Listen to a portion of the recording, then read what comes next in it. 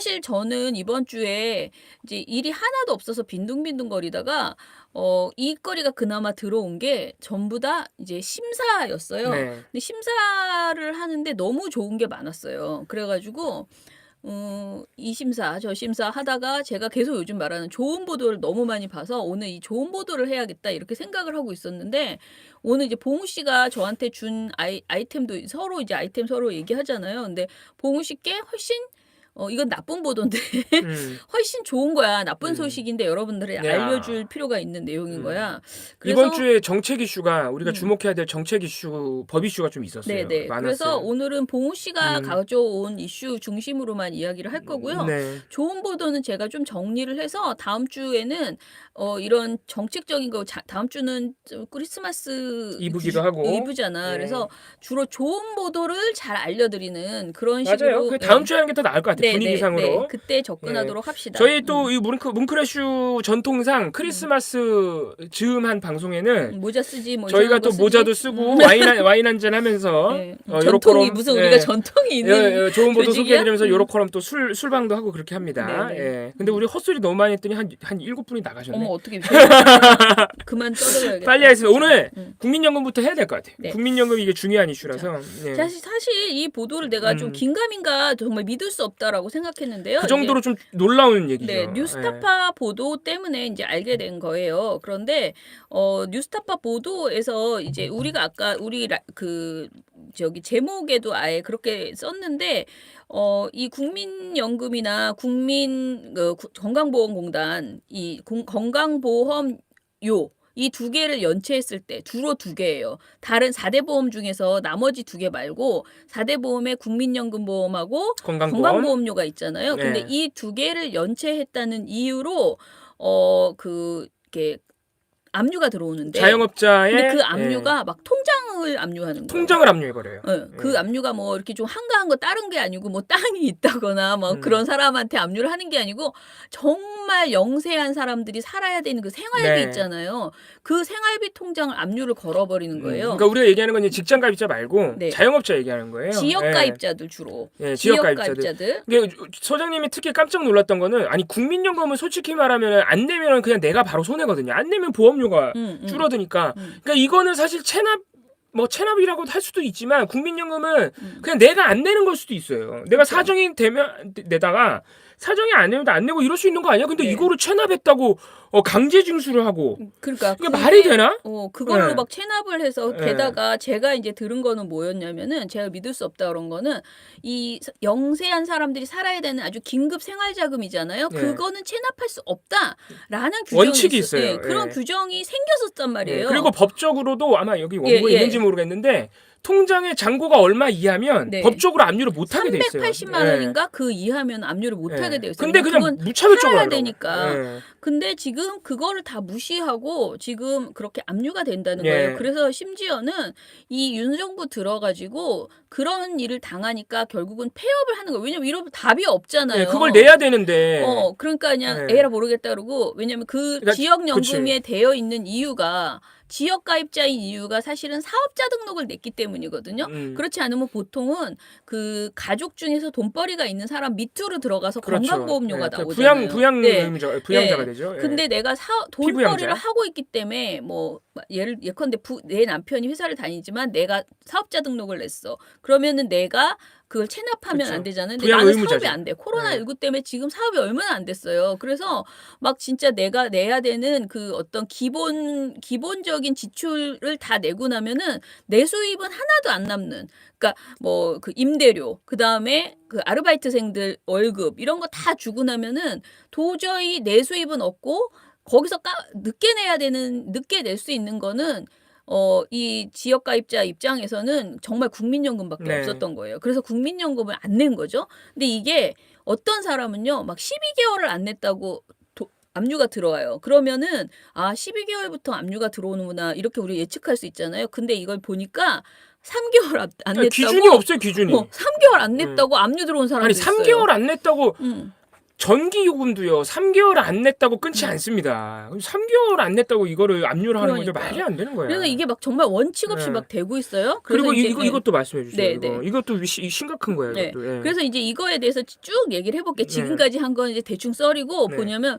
코로나19를 거치면서 상황들이 많이 악화되니까 자영업자들이 4대 보험을 못 냈어요. 그런데 매출이 좋았던 코로나19 이전 기준으로 산정이 되어 있어요. 보험료는. 근데 이게 보험료가 내가 지금 당장 이렇게 매출이 없으면은 바로 그게 바로 반영되는 게 조정되는 게 아니야. 아니에요. 예, 뒤늦게 예. 반영돼요. 네. 그런데 그래서 엄청나게 높은 보험료가 이게 자기한테는 너무 부담되는 이거는 미래를 위해 저축하는 거잖아요. 근데 지금 나는 미래를 생각할 여력이 없어. 그러니까 내가 못 낸 거야. 근데 이게 이제 소득이 급감해서 생계를 못 이어가는 사람에게 이제 너무 많은 그 보험료가 생기니까 이들이 결국은 이제 압류를 당하는 거예요. 근데 이 추심이 계속되고 통장 압류를 막으려면 통장 압류가 되어 있으면 내가 그 통장을 쓸 수가 없어요. 예. 그러니까 할 수 없이 이거를 갚아야 돼. 이걸 빨리 풀어야 되잖아요. 울며 거저 먹기로 그 보험료를 내는 거예요. 네, 예. 근데 이걸 막으려면 매달 수십만 원을 계속 내야 하고 여기다가 새로 부과되는 보험료까지 있어서 그러니까 원래 내가 체납했던 거 거기다가 이번 달 원래 내야 되는 거 네, 네. 합쳐야 되는 거야. 네. 이주인지. 그래서 네. 그 국민연금 보험료 부담만 거의 100만 원 네, 정도에 한 달에 이르게 되는 한 달에 예. 이런 상황이 지금 되는 거예요. 그러니까 결국은 그럼 나는 폐업하면 어떻게 되겠지 하고 폐업을 해봐요. 폐업을 해도 새롭게 내가 내야 되는 것은 안 낼 수 있어요. 그건 줄일 수 있어요. 어떻게 해서 내가 폐업을 하면은 조건이 달라지니까 새로운 조건으로 그쵸. 국민연금이나 네. 건강보험료를 할 수 있는데 이전에 밀린 거는 다 내야 돼요. 네. 그거는. 그러니까 이게 도망갈 수 없는 어떤 상황이 된 거예요. 아니 무슨 음. 저 건강보험공단이 무슨 저 채권 추심업체도 아니고 말이야. 네, 그런 근데 식으로 하고 있네. 되게 그 채권 출심업체 같이 일한다라는 그런 논란이 굉장히 되고 있더라고요. 그리고 이제 이게 이제 좀 고민되는 게 코로나 사태로 자영업자 피해가 가장 컸던 2020년 전체 연금 체납의 규모가 5조 원이래요. 5조 원이래요. 그리고 이 가운데 일용직, 특고, 프리랜서, 1인 자영업자 등이 포함된 지역 가입자들의 연금 체납액이 약 80%라고 합니다. 그러니까 대부분은 지역가입자들 이런 일들이 그러니까 정말 자영업자, 그것도 영세 자영업자들한테 많이 벌어지는 일이에요. 이 돈이 총 4조 원이 지금 되고 있다고 합니다. 근데 이 자영업자들은 직장 가입자가 사측과 절반씩 보험료를 부담하는 것과는 달리 전액을 본인이 부담해야 돼요. 내 얘기하는 것 같네. 굉장히 슬프네. 왜냐하면 저도 작년까지는 제가 좀 수입이 있었어요. 사업이 있었는데 올해 2023년에 사업이 하나도 없었거든요. 그래서 제가 돈을 한 푼도 안 벌었어요. 물론 다른 거 뭐 강의를 한다거나 이런 건 좀 받았는데 그건 개인이고 이 미디어 인권 연구소 문클로는 돈을 한 푼도 안 벌었는데 근데 제가 며칠 전에 그랬잖아요. 국민연금이 너무 많이 오르고 올랐다고. 건강보험료도 너무 올랐다고. 실제로 올랐어요. 오르기도 어떻게 올랐어요. 이렇게 수입이 없는데 이렇게 많이 올랐지라고 생각을 했는데 근데 저는 사무실도 없어. 우리 집에서 해. 이것도 솔직히 전기세 빼고 뭐가 들겠어요. 그러니까 그렇게 부담이 없어. 그렇지만 정말 가게 차려서 일하시는 분들 얼마나 고생하시겠어요. 그러니까 이 마음의 압박이 너무 큰 거예요. 근데 이런 사람들이 그 공단의 압류 조치를 이제 받으면서 완전히 이제 멘붕이 와서 아까 말씀드린 그런 여러 가지 일들을 하는 거예요. 근데 이게 이런 압류 조치가 올해 10월 기준으로 13만 건이었대요.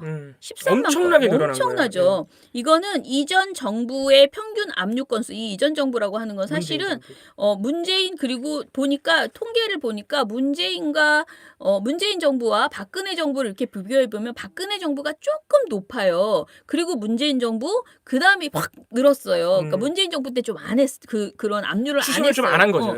안 했어요. 그래서 확 높아졌는데 이 8배는요. 박근혜 정부 대비해서 8배. 그냥 어마어마한 겁니다. 그러니까 엄청나게 늘어났어요. 갑자기 추심업체가 됐어.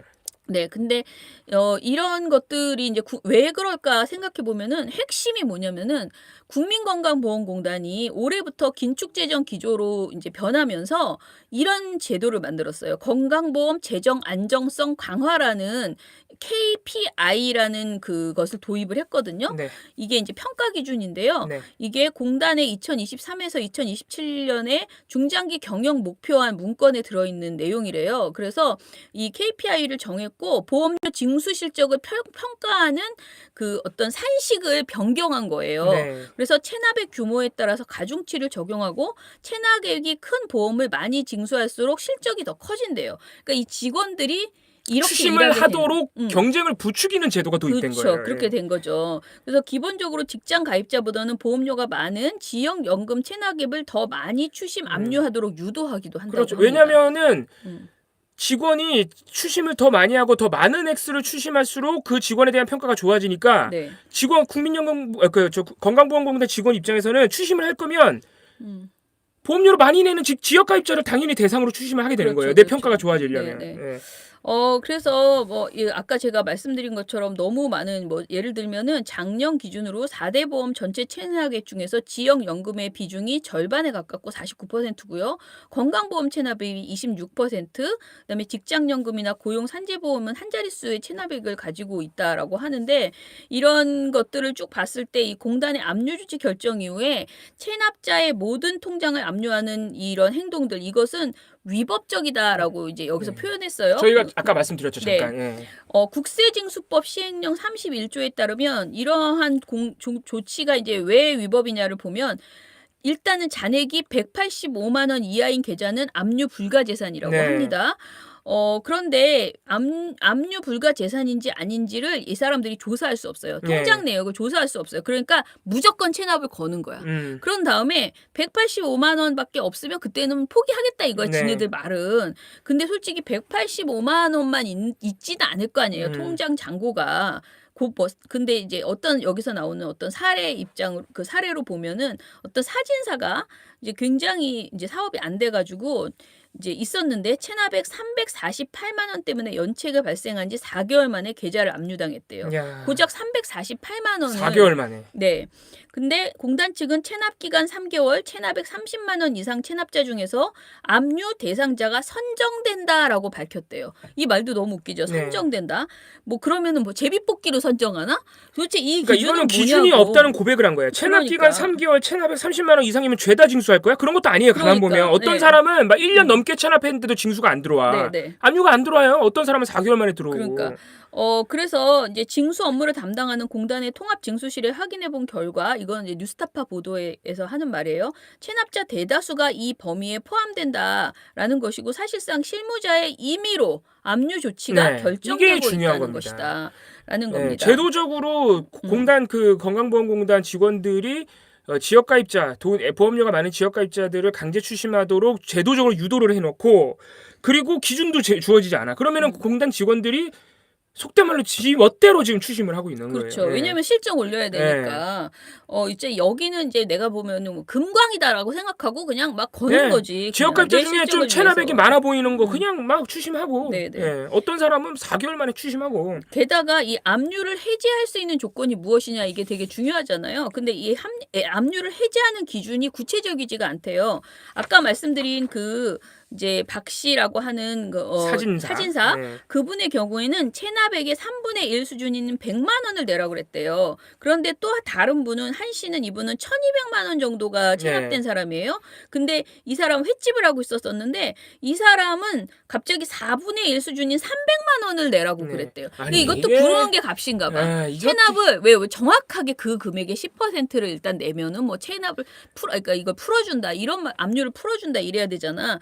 그런 게 정말 부르는 게 값인 그런 상태인 거죠. 이게 진짜 추심업체처럼 하고 있는 거예요, 그러니까. 네. 그래서 이러한 모호한 기준과 징수 경쟁을 부추기는 새로운 기준으로 이 체납자 징수 경쟁을 낳고 있다라는 것인데요.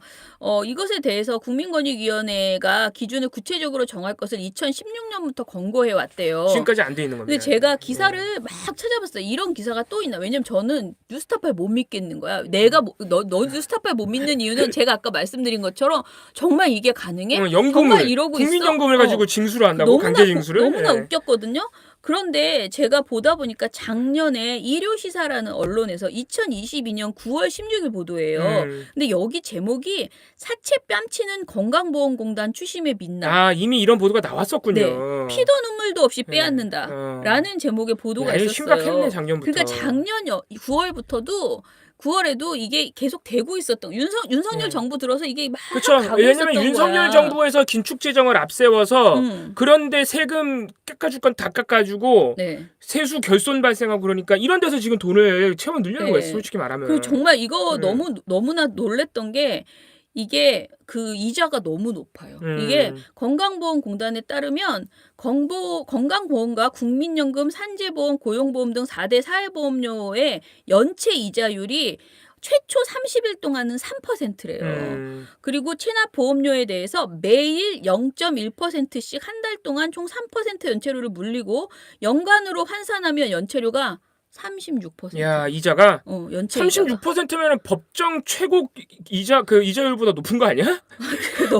너무 이후에는 매일 0.033%씩 6개월 동안 총 6% 연체료를 가산하고 아무튼 이게 거의 뭐 고리대금업이네. 진짜 너무 세다는 거예요. 야, 그래서 이건 말도 안 되는 거야. 국민연금 가지고 이럴 수는 없는 거야. 이상하죠. 이거는 건강보험인가? 네, 건강보험. 이거는 건강보험이네. 네. 어쨌든 근데 여기서 간에. 보면은 30일 기준 연체 유자율 3%는 법인세 연체 유자율의 3배가 넘는 액수래. 난 이게 이 개념이 잘 없거든. 근데 여기서 너무 자세히 나온 거야. 법인세 연체 유자율은 그러면 1%밖에 안 된다는 소리야. 법인세는 그렇게 안. 야, 법인세 안 내는 놈한테는 그렇게 해주고 지금 이 서민들이 건강보험 안 낼 때는 얼마나 절실했겠어요. 네. 건강보험 안 내면 내가 당장 그렇지. 손해인데 내일 병원에 못 가잖아요. 야, 근데 이건 진짜 충격적이다. 그죠. 3배가 넘는데. 그다음에 법인세 연체 이자율은 1%밖에 안 되고 건강보험료 연체 이자율은 3%다. 되게 황당하죠. 월 그다음에 3%. 전기요금은 월 1.5%래요. 야, 어머, 이건- 쟤 돌아갔어. 죄송합니다, 여러분. 오늘 진짜 죄송합니다. 별일이 다 있습니다. 죄송합니다. 네, 전기요금은 월 1.5%밖에 안 된대요. 그리고 이동통신사는 2%래요. 그러니까 너무 이들이 진짜 여기서 보면은 여기서 정말 사채 뺨친다라는 제목이 딱 맞는다라는. 죄송한데 방송 중에 죄송한데 네. 얘가 배터리가 다 돼서 고정이 안 돼요. 대충 보세요, 그냥. 아이, 이럴 순 없는데. 어떡하지? 자, 말씀하고 계세요. 제가 새로운 네. 새로운 고민을 삼각대를 해볼까요? 찾아와야겠어요. 네, 네. 안 되겠어요. 네. 죄송합니다. 말씀하고 아이고. 계세요. 막 돌아다니고 계시네, 봉우 씨가. 그래서 제가 이게 보통 일이 아니다라는 생각이 들었어요. 그러니까 이게 예컨대 500만 원의 4대 보험료를 연체를 하잖아요. 4대 보험료 500만 원을 연체했어요. 그러면 첫 30일 동안은 연체금으로 15만 원을 내야 하고요. 첫 달 연체금 15만 원은 개인 간 금전 거래 시에 일반적으로 지불하는 사채 이자인 2부보다 높은 거예요. 그러니까 이게 정말 높은 오늘 삐딱선 정신으로 갑니다 하셨는데 목소리만 듣는 건 아니죠. 이렇게 삐뚤어졌죠. 제가 지금 그냥 이렇게 봐주세요. 그래서 제가 정말 이 기사들을 보면서 찾아서 보면서 너무 충격을 받았어요. 그러니까 저도 아직은 이런 보험료를 연체해 보지 못했기 때문에 제가 이런 것에 무관심했던 것 같아요. 그런데 이 기사들을 찾는 과정에서 야 이게 보통 일이 아니구나라는 생각이 들었고요. 이 현재 이 4대 보험료를 연체했을 때 이 하고 있는 이런 것들이 진짜 사채만큼 심각하다. 근데 이거를 그렇게 3개월, 4개월 안 냈을 때 내 통장을 막 압류한다. 얼마나 사람들이 힘들까. 그런 생각 때문에 진짜 뉴스타파 보도가 되게 소중하다. 이게 사실은 팬 기사거든요. 그러니까 저기 기사가 아니에요. 뭐라 그러지? 영상이 아니에요. 그래서 아직은 안 보신 분들이 많을 거예요. 뉴스타파를 고정적으로 보셔도 대부분 이제 영상 중심으로 더 소비하시잖아요. 근데 뉴스타파의 뭐 텍스트로 된 기사들도 있잖아요. 거기에 나온 내용을 보고 이거 관련 보도가 오래된 그거 하나밖에 없어요. 그리고 제가 지금 말씀드린 이제 고리대금에 가깝다 이 말은 사실 올해가 아니고 작년 기사라고 했잖아요. 그러니까 요 딱 2개밖에 없어요. 이 관련 기사가. 그 정도로 사람들은 근데 네이버에서 찾아보잖아요. 그러면은 너무 그런 질문이 많은 거예요. 뭐냐면 사람들이 자기가 압류를 당했어. 또는 연체를 당했어. 그러면 자기는 막 속상하잖아요. 그러니까 난 이런 일이 있었는데 이거 어떻게 해야 되죠? 이런 식의 어떤 네이버에 질문한다거나 이런 글들은 되게 많아요. 근데 기사는 없어. 그런 내용을 설명하는. 이건 정말 우리 언론이 얼마나 현실과 상관없이 정말 정치 중심적으로만 소비하고 있나. 진짜 사람들이 살아가면서 느끼는 불편함, 불만, 뭐 절실한 문제 이런 것들을 너무 보도를 안 하고 있는 거 아닌가. 그런 생각이 들었어요. 저가 조금 전에 제가 그런 얘기 했잖아요. 저도 몰랐다라고 했는데 사실 기자라는 직업을 가진 사람들은 이게 서민 밀착형이어야 해요. 그러니까 자기가 서민이 아닐지라도 굉장히 그들의 삶에 천착하면서 이슈를 발굴해내야 되는데 그런 노력을 안 한 지가 너무 오래된 것 아닌가. 그러니까 정말 인권상을 받기 위해서 뭐 어떤 특정한 인권 문제, 그러니까 언론 보도상 있잖아요. 뭐 기자상 이런 걸 받기 위해서 그런 것들을 하기는 하지만은 너무 내렸어요, 봉우 씨. 조금 올려야 돼요. 조금만 더 올려주세요. 그런 것들을 하기는 하지만은 너무 진짜 서민의 이슈 있잖아요. 왜 지하철 한 번도 안 타본 사람은 지하철 관련해서 아이템 발제 자체를 하지를 못하잖아요. 사실은 그런 거 아닌가라는 생각이 들었습니다. 네, 이제 제 이슈는 다 끝났는데 봉우 씨가 계속 저 조정을 하고 있으니까 이 기사를 조금 더 얘기를 해보면은요. 제 건강보험공단 관련된 얘기, 보험액 관련된 체납액 관련된 얘기를 해보면은요.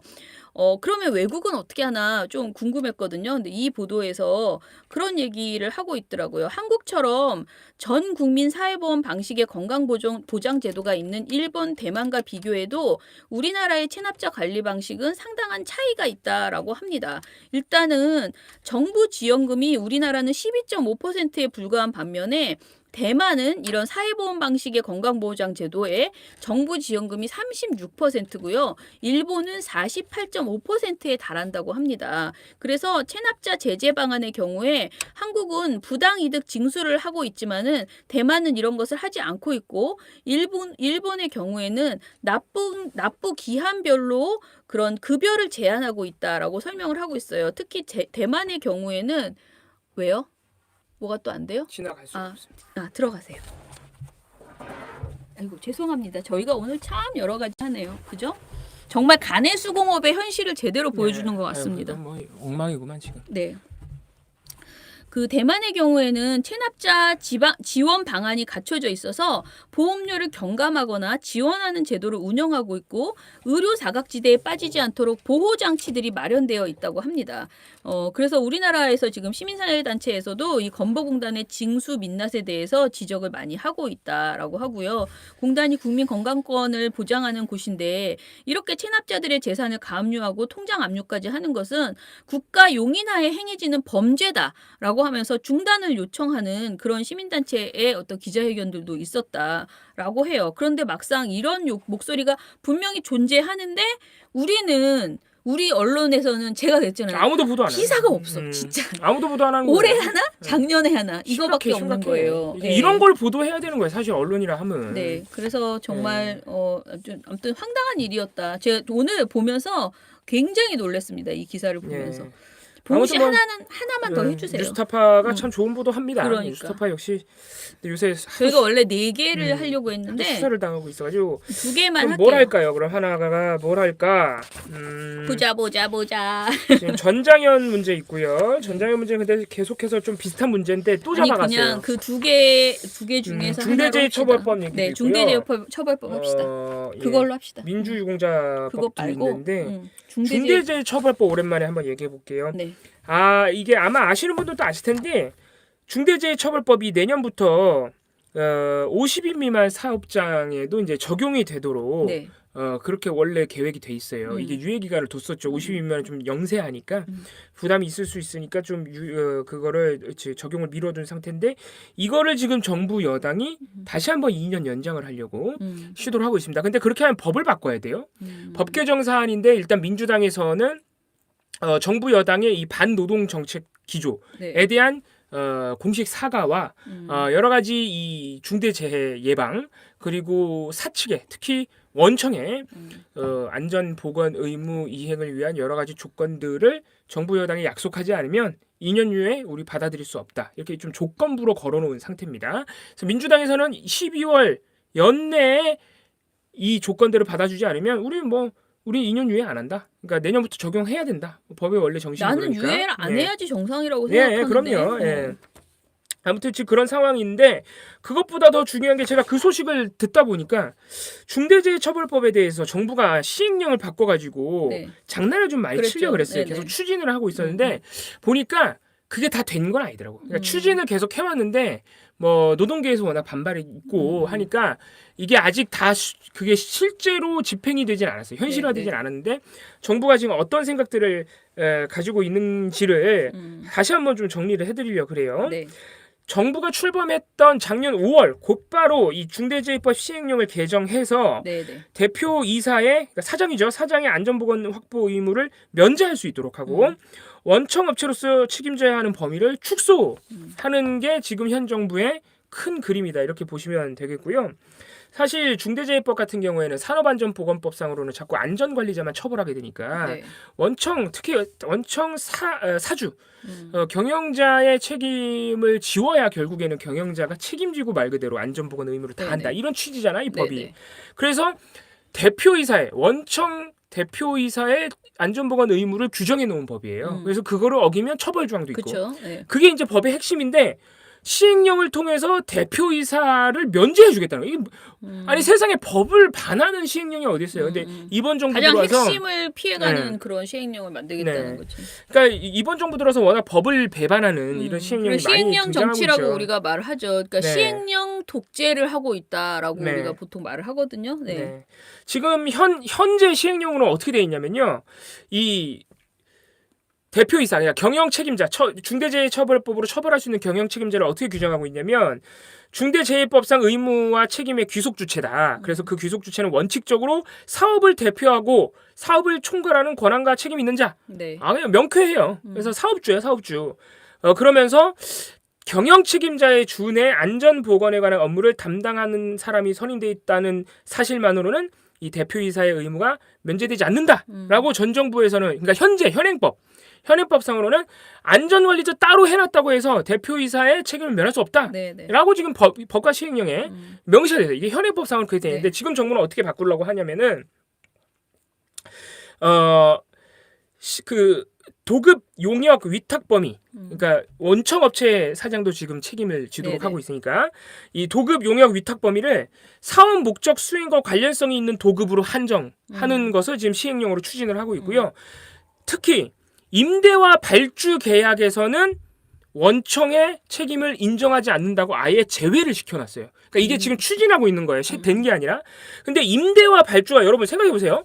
전부 다 원청이 아니야? 네, 전부 다요. 원청 업체가 하청을 주는데 그러면 거의 대부분 임대 아니면 발주예요. 그러니까, 네.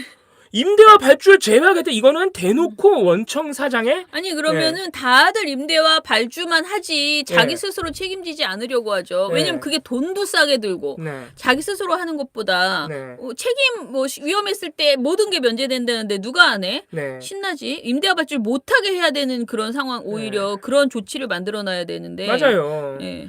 이미 현행 법에서도 지금 중대재해처벌법이 만들어질 때 이 발주에 대한 책임을 조금 더 구체적으로 명시해놨어야 된다. 네, 지금 네. 발주에 대한 부분이 좀 공백이라는 비판이 있어요. 오히려. 네, 네. 그런데 지금 정부는 어떻게 하려고 한다? 발주로 그냥 빼버리려고 한다. 진짜 어마어마한 어이가 없다 진짜. 어마어마한 정부입니다. 진짜 이거 법이고 뭐가 없어. 아니 뭐 법조인 출신 대통령이라면 이게 진짜 이해가 안 가는 그런 거를 좀 추진을 하고 있고요. 그리고 또 그 중대재해처벌법에 어떤 조항이 있냐면 하청 그리고 위탁 노동의 안전 보건 이 위험을 방지하기 위해서 네. 안전 보건 관계 법령에 따른 의무 이행에 필요한 관리상의 조치를 하도록 한다라고 네. 의무를 규정해 놨어요. 네, 네. 그런데 여기서 지금 정부가 추진하는 것은 소방법을 뺀 폐기물관리법, 생활물류서비스 산업발전법, 선원법 등 10가지 정도가 지금 예로 들고 네, 네. 있는데 네. 소방법을 결국에는 빼겠다는 거예요. 예.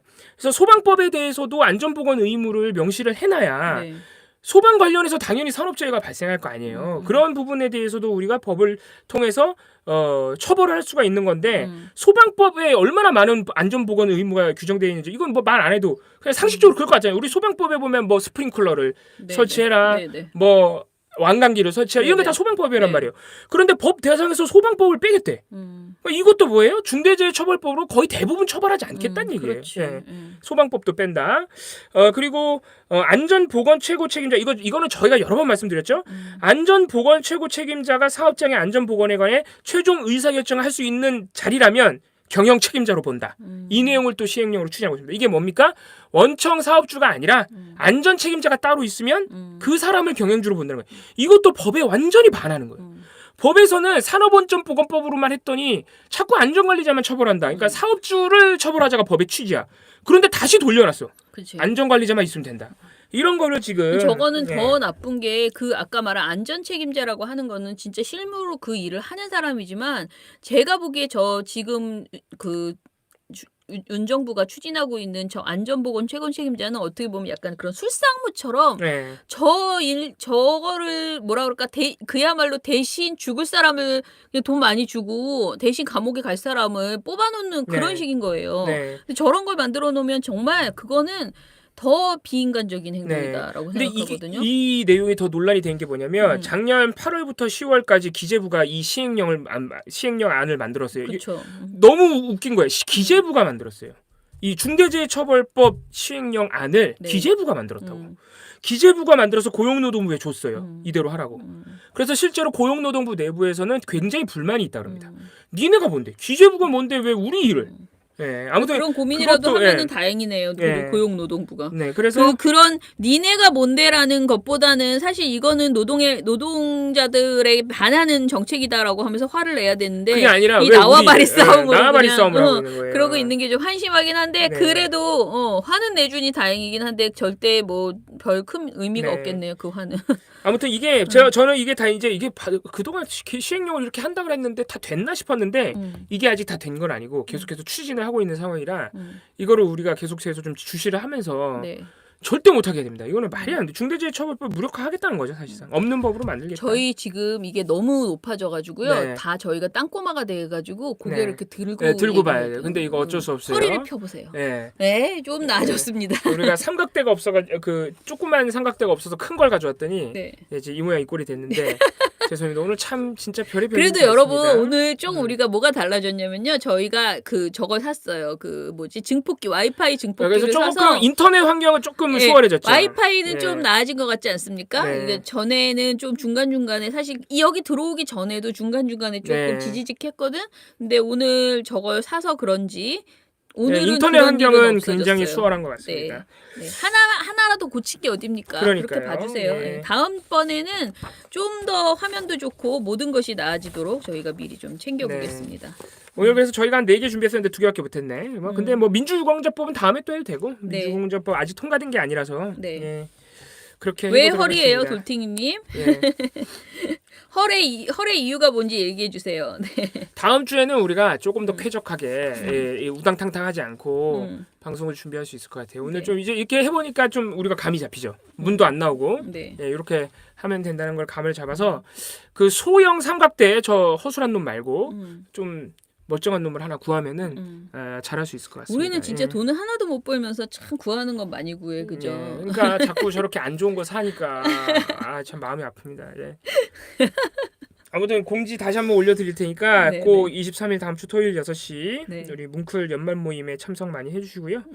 이제 저희는 다음 주에 재미있는 뉴스 다른 데서 잘 안 해주는 뉴스 갖고 여러분 찾아뵙도록 하겠습니다. 와장창창하는 방송으로 해달라요. 와장창창 닭대로 푸실까요 그럼?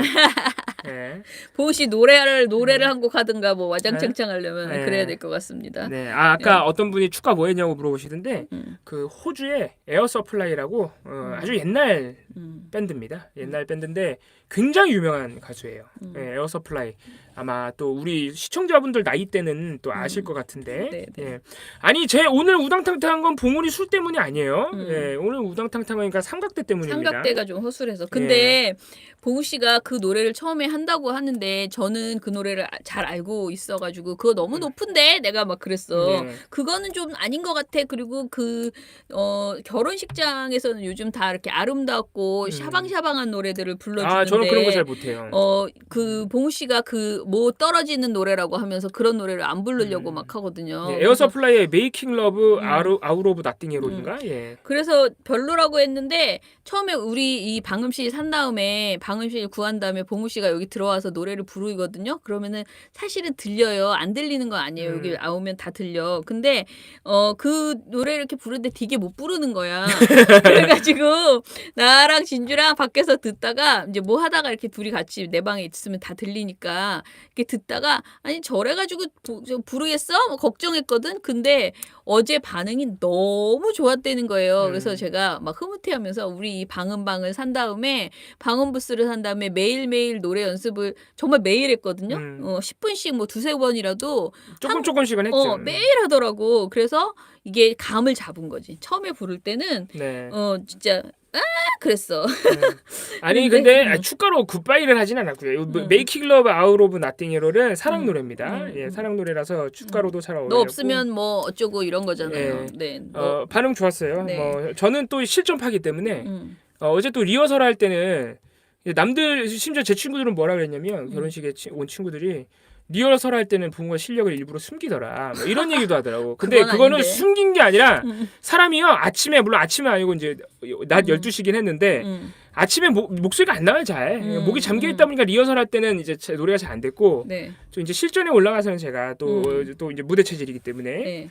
예, HJ 킴님 방음 장치 했더니 음질이 천국의 음질이래요. 그러니까 진짜 약간 좋아졌죠. 괜찮아요? 예, 좋아졌어요. 저는 진짜로. 제가 들으면서 예. 하는 게 아니니까 너무 뿌듯하군요. 본전을 뽑아야 됩니다. 네. 그래서 저도 어제 여기서 어제 오늘 계속 그 합창단 연습, 노래 연습을 열심히 하고 막 피아노 쳐가면서 열심히 했습니다. 네. 그러니까 하고 나니까 또 뿌듯하긴 하더라. 이거 사고 약간 삶의 질이 달라진 느낌. 네. 근데 저희가 여기에 또 굉장히 좋은 마이크와 스피커를 앰프를 샀거든요. 또 비싼 거 또 좋은 걸로 또 하셨습니다. 예, 또. 다음 주에 와요. 그러면 네. 이제 여기서 노래방처럼 노래를 부를 수 있는. 사실 그런 목적의 이제 공간을 노래방 같은 목적은 아닌데 이 공간이. 예, 원래는 그냥 피아노 정도로만 발성 연습하고 이러려고 했는데 이 막상 여기 들어와서 그 노래방처럼 부르니까 흥이 안 나는 거야. 그래서 아예 그냥 노래방이 될 수 있는 수준의 그런 음향 장치가 있는 마이크와 이걸 다 샀습니다.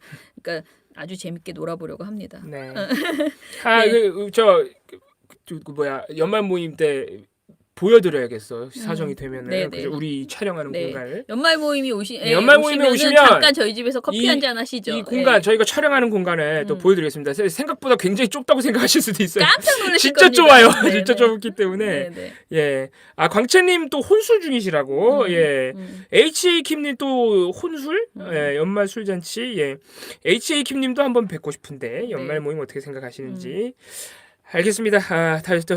혼술하지 마시고 다음 주 토요일 날에 우리 같이 예, 시간 보내는 다음 것으로 주에 하겠습니다. 뵙겠습니다. 예. 네, 그러면은 여러분 안녕. 감사합니다. 다음 주에 봬요. 네, 꺼주세요. 통통님도 음질 깨끗하고 끊김없고 두치뿌꾸와 소통이 없어서 아쉽다고. 다음 주에 뵈세요. 다음 주에 두치뿌꾸 보여드리겠습니다. 네, 리미님 감사합니다.